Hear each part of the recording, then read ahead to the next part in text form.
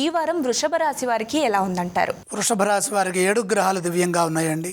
లాభంలో రవి, కుజ, శనులు, షష్ఠంలో చంద్రుడు, ద్వితీయంలో గురువు, ద్వాదశ శుక్రుడు, రాజ్య రాహువు. అత్యంత శ్రేష్టమైన కాలం కొనసాగుతోంది. ప్రారంభించిన ప్రతి పని విజయాన్ని ఇస్తుంది. అధిక గ్రహాలు శుభస్థానాల్లో ఉన్నాయి. పట్టిందల్లా బంగారంలా అనిపిస్తుంది. ప్రయత్నాన్ని బట్టి ఫలితం ఉంటుందని గమనించాలి.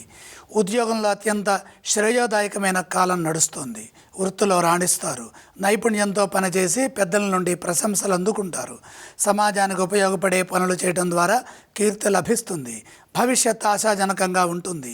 మీ నిర్ణయాలు శుభ ఫలితాలను ప్రసాదిస్తాయి. ఆదాయ మార్గాలు పెరుగుతాయి. వచ్చిన ఆదాయాన్ని జాగ్రత్తగా సద్వినియోగం చేసుకునే విధంగా ప్రణాళికలు ముందుగానే సిద్ధం చేయండి.